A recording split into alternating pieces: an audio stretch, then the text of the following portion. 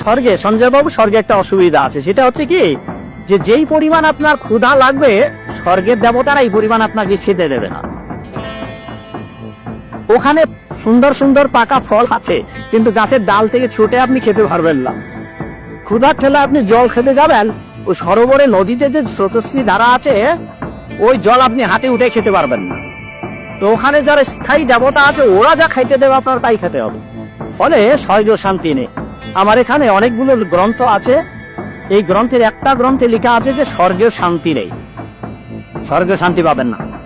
এক, ওখানে 18 বছরের যুবক হবেন, জন্মাবেন, রোগগ্রস্ত হবেন, তারপর অবশেষে 10,000 যেদিন পূর্ণ হবে তখন আপনার এই গলের মালাটা শুকিয়ে যাবে, গলের মালাটা আপনার গলা থেকে ছিঁড়ে যাবে। সঞ্জয় বাবু, দীপক বাবু, 10,000 বছর পূর্ণ হলে আবার স্বর্গেতে মারা গেল। সর্বপ্রথম যে খাবারটা জান্নাতীরা যেটা খাবে এটা হচ্ছে মাছের ভুনা কলিজা। মাছের ভুনা কলিজা, সুবহানাল্লাহ পড়েন।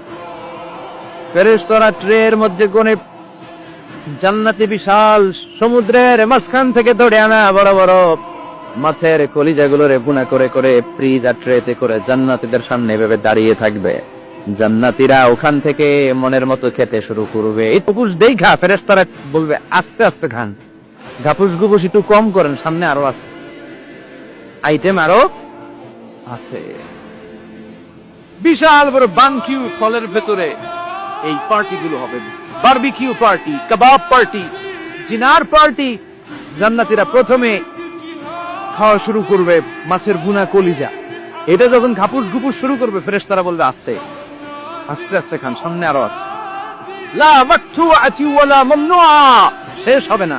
জান্নাতের যেই আপেলের ডাল থেকে আপনি আপেলটা ছিঁড়েছেন, টান মেরে ছেঁড়ার সাথে সাথে ওই ডালের মধ্যে নতুন করে আপেল হয়ে যাবে।